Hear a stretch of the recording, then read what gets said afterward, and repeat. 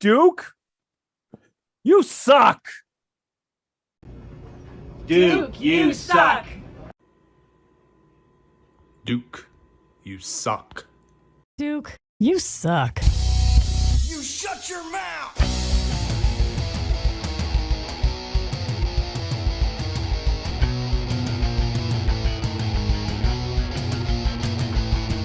Welcome to the Duke You Suck podcast.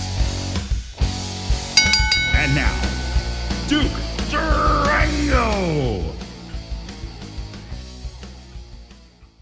Everybody, welcome to the Duke You Suck podcast. I'm here with my guest today, me. Today's the 1 year anniversary of the Duke You Suck podcast. I just want to quickly say thank you to everybody who's watching, continues to watch, and is supporting the podcast. Not a massive following, but a very, very loyal following. And I want to tell each and every one of you how much I appreciate that. It's been a cool year. It's been fun. I've gotten to talk to a lot of people. Fortunately, I know a lot of interesting people and have tapped on many of them to come on this show, and they've all graciously given me their time. I've learned something from each and every episode.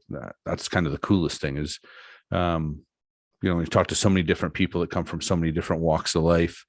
It gives you perspective not only on the people that you're speaking with, but also you can gain perspective on your own life, which is something I was able to do, especially through my conversations with Mo Jabari in particular, and as well as my First Nations friends, Wavell and name just went through my head. Sequin Hennique. Sorry. I apologize for that, Sequin. So those learning experiences are worth kind of everything I've put into this show. To be honest with you, I don't really put a whole lot into it. It's just a matter of booking a guest and sitting down with chatting. I do some research here and there to find out who I'm speaking with and learn a little more, but otherwise it's not like I've got a big production going on here. What's been really cool for me in the last year is to get to hear what a lot of you guys think. One thing that's really cool is that when I look at the number of likes and dislikes on the videos, they're not huge numbers, but I think as I looked down the list the other day, there's not a single dislike. That could tell me that I'm living in an echo chamber, or that also tells me that I'm kind of doing something right. That I'm doing something that, while good, not offensive. And I know there's people that say if you're not ruffling feathers, you're doing something wrong. I don't necessarily believe that, even though I've jokingly said it in the past. I'm really glad that I've had an eclectic mix of guests on this show, and none of it has been combative or alienating in any way. I've sat down with people that have very different perspectives than me, and just listen to their ideas to try and gain perspective on kind of why they feel that way, and maybe shed some light on why I feel the way I do, or maybe there's new information out there that'll get me to change my mind on something, which I definitely like to think I'm open to. Something I get asked a lot are my opinions on the current state of wrestling and kind of where things are at, what I think of the product, who I think is the best. These are all really tough and subjective questions. One thing I would like to say that in the last year, since I started this podcast, the WWE and AEW, things have changed greatly with both companies. Some ways for the better, some ways maybe not. But what I will say is the state of the wrestling business, I think, is in a really good spot right now. I think that with AEW came a bit of a resurgence, to be honest. And I believe a rising tide floats all ships. So I think that the fact that AEW has used traditionally so many guys and gals that have come off the independents, that a lot of those independents now are getting the rub from that and seeing rises in their attendance, which I think is fantastic. Locally, I know that the local promotions, CWE and RCW, seem to be drawn really well, and good for those guys. Congratulations on the runs you're having. And I know that there's new promotions looking to pop up all the time. One thing I will say is that today's wrestling fan is a really, really smart fan, but also demands a lot for as smart as they are. I think that some of the stuff I'm seeing going on in the ring where people are taking certain risks and that, I'd like them to be a little more cautious, but maybe that's because I'm an old man. Please stop with the apron bumps. Anybody that knows me knows that I hate apron bumps. It's just a matter of time if somebody hasn't already till somebody gets really hurt doing one of those. Having said that, the other thing I'd like to say is, maybe if you're a fan of the business, if you're a fan of wrestling, try to take it for what it is. Try not to be so hard on it. I know that there just seems to be this consistent negativity with professional wrestling, this consistent negativity with what we all think the WWE in particular these days is doing right or wrong. The truth is they're drawing more revenue and kind of doing better in that fashion than they ever have. So when a company's, selling internet rights for $200 million streaming rights for $200 million, it's really hard to tell them they're doing something wrong. Sometimes TV ratings will reflect differently, but I also believe that the WWE advertisers are long-term advertisers. They're not necessarily going everywhere because they have a bad run or somebody catches up to them or perhaps maybe eclipses them a little bit in a key rating. I think that perhaps we look too much at those things. To say that anyone, and I don't mean this as a shot at AEW or Impact in any way, to say that anyone is competing with the WWE is a really, really tough thing because the touring schedule that WWE has, the amount of content that they produce, and the amount of viewers that they draw every week, in my opinion, is pretty much untouched. That's not to mean other companies aren't doing fantastic, but WWE is the king of the hill right now, and until sheer numbers say otherwise, that would be my opinion. That doesn't mean that AEW and Impact aren't doing some amazing things. AEW in particular for me is really showcasing some really good talent. I think that it's kind of the most progressive in what they're doing and the way they're kind of bringing in all facets of the business. Excuse me. I love the way that they're, an Impact too, and I don't want to minimize that, but I just, because of access, I don't see as much of their product. But the way they've kind of infused using talent from New Japan and things like that, I think is really cool. And that's what's cool about AEW is you never really know what you're going to see on there. So I think that's really cool.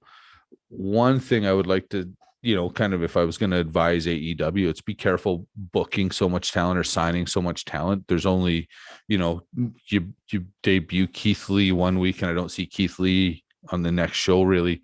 And I think that's a tough thing. Your fans demand more. I appreciate that while Brock Lesnar is an attraction and you don't necessarily want him on every show, I think that AEW at this point needs all of their lead horses pulling that carriage running strong at the front.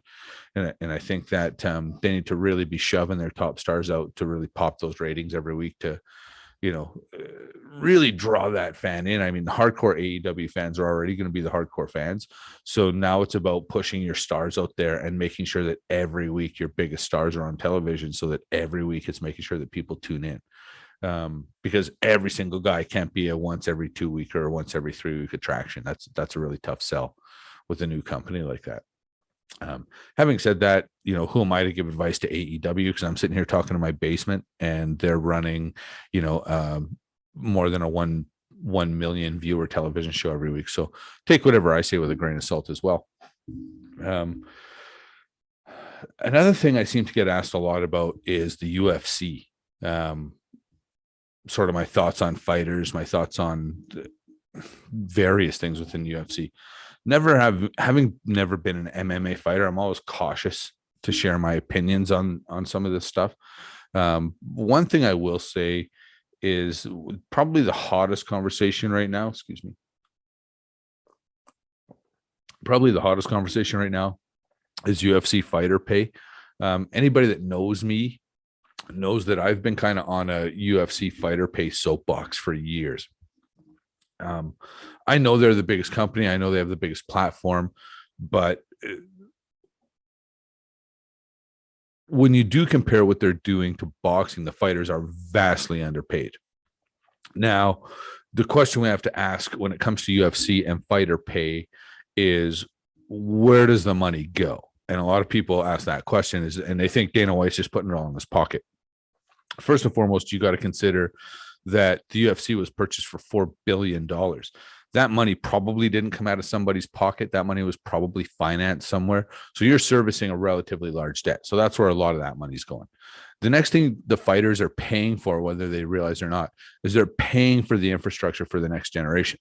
Chuck Liddell, Randy Couture, Rich Franklin, those guys of that generation didn't make the biggest money because the UFC wasn't the draw it is yet that it is today. So they kind of sacrificed in a different way. They sacrificed their money in a different way to kind of pave the way so that, they could open things up for the next generation of guys. What the next generation of guys are sacrificing money-wise, in my opinion, are that they're paying for the performance centers. They're paying for, contracts on 500 plus fighters. And that's where their money's going. Again, do I think somebody's making money off it? Of course I do. I mean, the money they're generating is huge and everybody's pocketing some. Having said that, so what the fighters really have to do is get together and decide what they want, what they're willing to pay for. Are they willing to pay for those performance centers? Are they using them? Is each fighter using them to its fullest extent? That they sort of where they're getting a return on the value. I mean, if you're fighting on a pay-per-view and making, $12,000 to $15,000 to show and another $12,000 to $15,000 to win, and get knocked out and can't work for 3 months because you've got such a bad concussion, that's not real good value for money. So these guys really have to consider, kind of how they all want to manage themselves as a group. I'm not mentioning unions. I think that's a really tough thing. I do believe that fighters and professional wrestlers are independent contractors. I do wish that they would get treated as such. One thing I don't understand is the law behind how a person that signs a contract as a quote unquote independent contractor doesn't have the ability to do whatever they want as an independent contractor. If you're quote unquote independent, as an independent wrestler, I had the option to go wrestle wherever I wanted, whenever I wanted, for how much I wanted, or whatever I could negotiate. And I believe it should be the same thing at the high end. I don't understand how somebody can sign me to a contract and own my name, face, likeness, disallow me to have any endorsements that aren't approved by the company, not allow me to work on a movie that's not approved by the company, or market myself in various other capacities that I can profit from using my name and likeness. That, to me, at that point, you lose the independent contractor status. As soon as the company can tell me what I can and can't do, as a whole, we lose the independence. Now, it's one thing to say, okay, I'm paying you the most money, so you have to be available to me, every Wednesday night or every Saturday night, or, however the schedule looks. But in between that, you should be able to go do whatever you want. When the UFC in particular, when they took away the fighters' endorsements and signed with Reebok, and now I believe that deals with Venom, that cost a lot of fighters a lot of money. And when you're already not making a lot as a low to mid card fighter, that endorsement money was really putting some of these guys over the top. And I don't think it's a secret that a lot of fighters and wrestlers in particular, they live in debt, right? They're scraping by on no money, especially UFC fighters. They got to pay trainers, and, they're training twice a day at all kinds of different facilities. And this stuff isn't inexpensive when you factor in the training costs, along with the rehab costs, along with the, with the working cost. It's a really tough buck. And I really think there's got to be a way to make sure that everybody that's kind of fighting on these cards and literally going in there risking their lives is making a yearly wage in at least one fight. So if you're fighting 2-3 times a year, you can not only afford to fight, but pay the medical expenses that come with it. Because these companies, and this to me is the biggest disgrace of all, these companies look to these fighters and look to these professional athletes to sacrifice everything of their bodies for what they do, and have no problem not providing medical insurance. And I don't understand ethically how you reconcile that. When you're asking somebody to go in there and bang hands with somebody, and paying them $12,000, how you justify not kicking a little bit into some sort of a pension fund. So later on, when that gentleman's suffering from CTE, there's some sort of medical fund to help him or her out. I think it's somewhat disgusting. I don't know, for lack of a better word right now, that there isn't a medical care program. I know WWE does have a good aftercare substance abuse program. By all accounts, that they're willing to go the extra mile to help their athletes there. But as far as straight up kind of medical costs and a pension, there's nothing. And I think that's, as an independent contractor, when you can't go do whatever you want to make extra money, I then think it's up to the company to put themselves in a position to start providing, excuse me, some sort of a benefit fund, or, make sure athletes understand the RSP contributions, because at that point, whether you want to admit it or not, that person's your employee, and I don't believe they're an indentured servant. And I think that's something that's important to me, that you provide at the very least some sort of medical coverage for these athletes, especially when they're done competing. The fighter pay to me is the real big sticky one in the UFC. I'm going to keep coming back to that, because that's been a soapbox of mine for a really long time. I've always felt that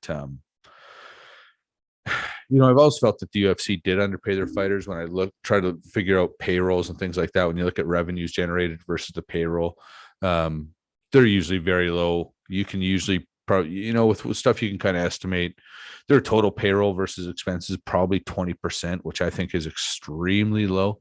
I think that, a lot of revenues are higher than that, a lot of salaries are higher than that when it comes to total team expenses in most other sports. Having said that, to be fair, the UFC doesn't have the revenue streams that these other sports do. So I'll tread somewhat lightly there.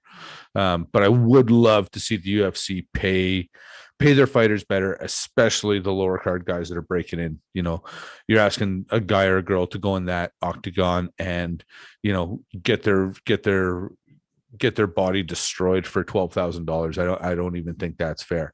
In fact, a relatable story: when I was a young guy amateur wrestling, with the Calgary Amateur Wrestling Association, we shared a space with a boxing club, and I won't name who or what, because I overheard a conversation I probably shouldn't have overheard. But a gentleman at the time was fighting on TSN, and he later on was a Canadian champion in the early 90s. And if he wasn't the Canadian champion yet, it was very shortly after this conversation. And I remember him being told, if they're not going to pay you $10,000 to fight on television, don't take that fight. And that was in probably 1990, 1991. So the fact that the UFC is paying somebody, $12,000 to $15,000 in 2022 to fight on pay-per-view or fight on, ESPN or ESPN Plus, to me shows that probably the bar needs to be raised up as far as fighter pay go. I think that's really fair.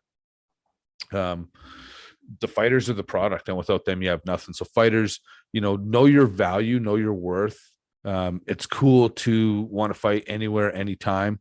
That's admirable, but at the same time, know your value, and do your best as a group to try and drive the price up if there's a way to do that. I'm not saying start a union, because I think it would be really, really, really tough to have unions in professional wrestling or professional fighting.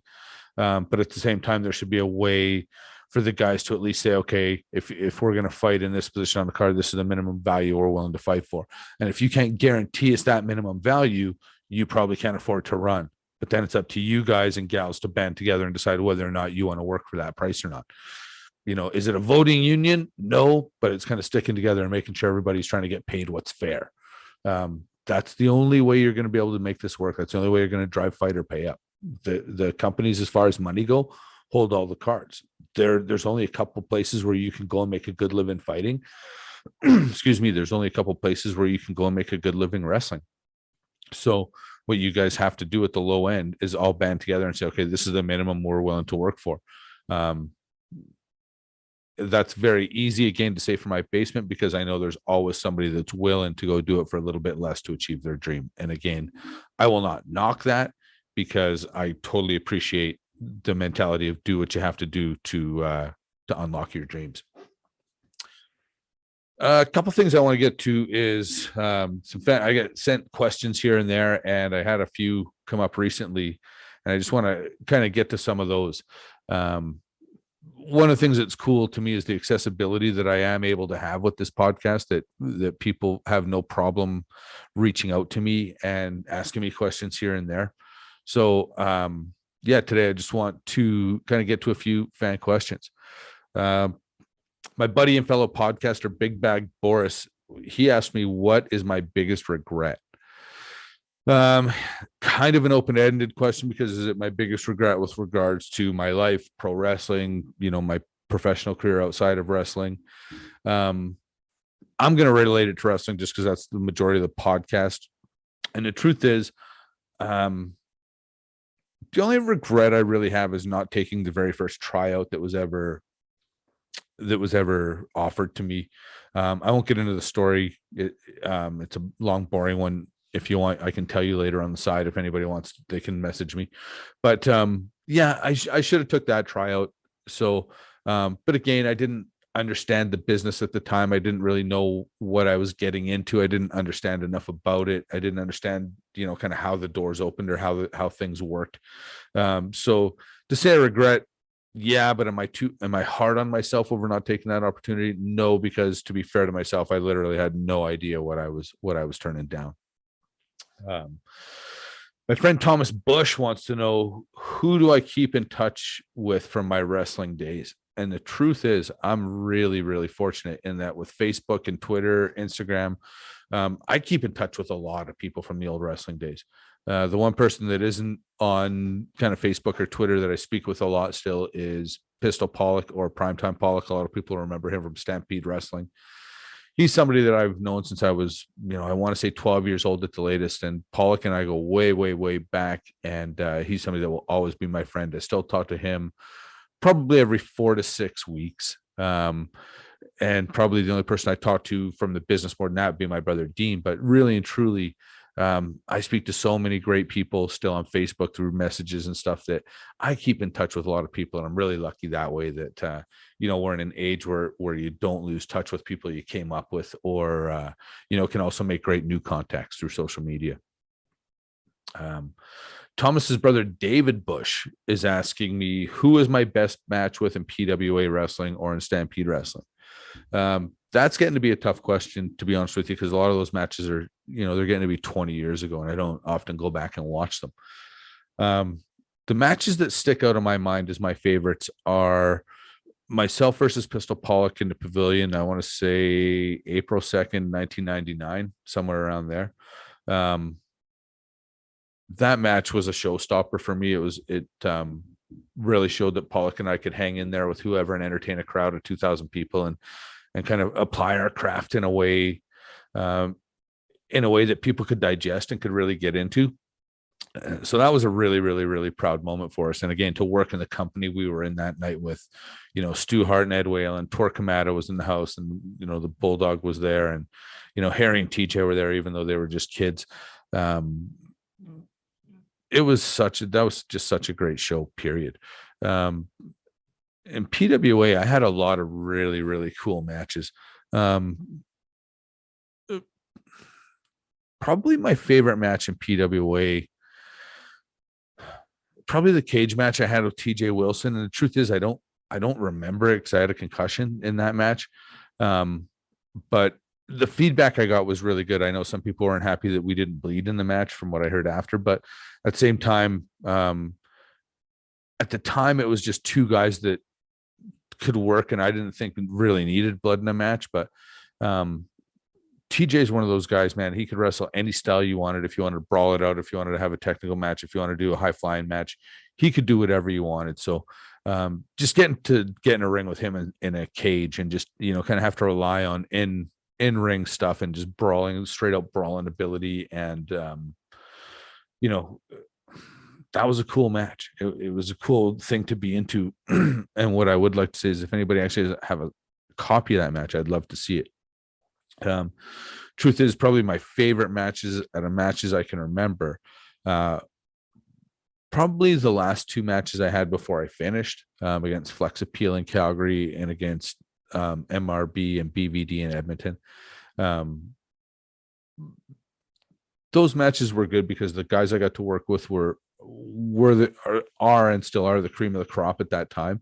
It was important to me to be able to put over the next generation of guys and sort of, even though everybody knew they were the top of the food chain already, it was important to me to make sure that maybe the fans saw that I see them as the top of the food chain, and nothing but respect to those four guys in particular. And also too, I mean, one of my favorite things is every match I had with Chris Steele. Chris Steele and I had so much fun working together, traveling together. We got to be very, very close, going up and down the highways to shows and just sitting in the back and, kind of having a time at every show. And if there's anything I miss, it's really and truly just sitting in the back and kind of horsing around with Chris Steele, because we had a good time at those shows. Excuse me.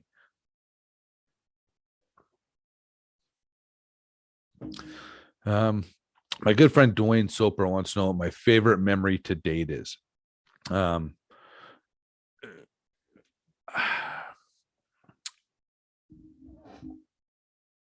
Probably, it sounds funny, but probably my favorite memory is getting to sit down with TJ and Natty. To watch them come up from their time in the dungeon as kids. I mean, they're both quite a bit younger than I am. To watch them to come up as kids and, work the independents, go to Japan, and work their way through the WWE's feeder system and make it to the big show and do well and stick on the main roster, especially for as long as Natty has, is amazing to me. I'm so proud of everything they've accomplished. I'm so proud to call them my friends. So to be able to see them kind of come from where they came from to get to the top of the industry and stay there for so long. I was just actually watching Stone Cold Steve Austin's Broken Skull sessions the other day, and Becky Lynch was putting TJ over as one of the greatest minds in wrestling business. And to me, it's something that a lot of us who have known TJ for so long have always kind of known. But I think it's so cool that at the top end that he is being recognized. The stuff that Natty is doing right now, to me, with her personal assistant sending out her memos and just breaking world records left, right, and center, to me, that's some of the greatest, funnest, but true stuff in the history of the business. And if you're not following at Natty at Nat by Nature on Twitter, please do so, because it's a fantastic follow. So having those guys on was a really proud moment for me, not because of who they are, but because who I know them to be. So yeah, that to me is a pretty cool thing. But also, having Ivan Koloff on the show, having a guy with a reputation like that, and that was willing to take time, and he was so humble and so kind to talk to me, was pretty awesome too. Shauna Forsyth asks, do I miss performing? And she remembered a conversation with me about whether or not how I'll find fulfillment after wrestling, and does this avenue fulfill it for me? Quite frankly, Shauna, nothing I think can fulfill what I got from professional wrestling. I've had to become comfortable with the fact that pro wrestling is done for me. It's something I did in the past. It's something something I kind of was, not necessarily something I am. Anybody that's been in a ring and anybody that's walked out to the roar of a crowd, whether it be a big crowd, small crowd, will tell you there's nothing like it. There's nothing that replaces it. For me, it's really one of the things that lights up my heart and soul. So it's really, really tough to find anything that could actually fulfill or replace that. And that's not a bad thing. That just is what it is. I mean, pro wrestling is such a big part of my life, such a big part of who I am, that I can't imagine actually finding anything that would fill that void. Spencer Tapley asks favorite match in Stampede Wrestling. Another match I'm going to comment on, just because I got asked this already, but another match I'll comment on for Spencer is I wrestled, of course, TJ one time in the Pavilion. I think it was the Friday of May long weekend, and I could be wrong, but it may have been the weekend that Owen passed away. But I just remember us, excuse me, I remember us having a really, really, really fun match. TJ was somebody that, coming up, he wasn't the biggest kid, but I always thought his ability, like a Rey Mysterio, his ability far outweighed his stature. So I always loved working with him because he could do anything you wanted, and it always looked real good, even though he wasn't the biggest guy. And plus, when he sold for you, he made you look like $1 million. So that was a really, really fun match for me. Anytime I got to work TJ was awesome anyways. Kurt Sorokin asks when I'm going to have him back on as a guest. Dusty Adonis demands it. What I think we should actually do is get Kurt, Dusty, myself, and a couple others on and do a big round table and talk about the PWA memories from the PWA. I think that would be a really fun show, and we should probably do that soon. Don Leslie wants to know why he's the best looking guy in the PWA. Don, quite honestly, I didn't know that was a thing. Probably the best looking guy in the PWA, really, if we're going to be honest about it, probably the best guy in the PWA would have to be Matthias Wild, otherwise known as Gorgeous. So yeah, that's, let's not kid each other.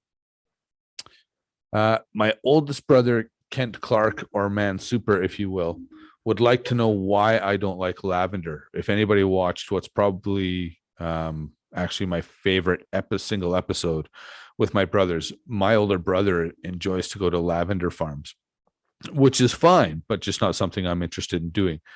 So he feels that this means I don't like lavender.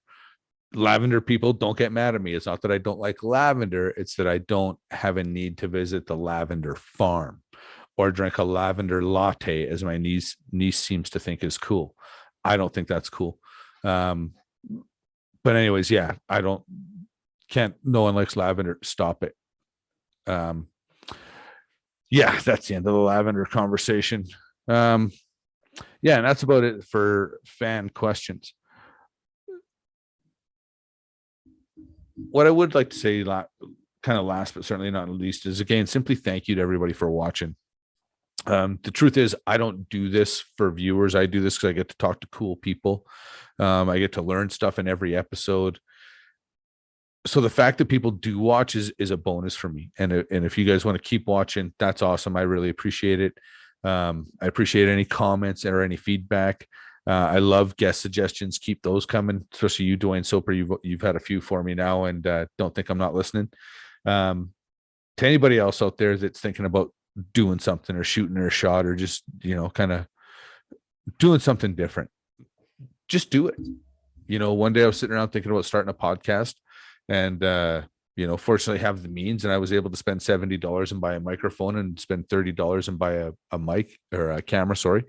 And here I am a year later, still sitting here talking shit, and it's been really fun. It's been a really, really cool experience. And I hope that, going forward, that you guys will keep watching and you'll keep tuning in and you'll keep telling me what you think. So yeah, in the meantime, thanks for watching, and I will talk to you guys next week. Duke, you Take care. suck. You shut your mouth!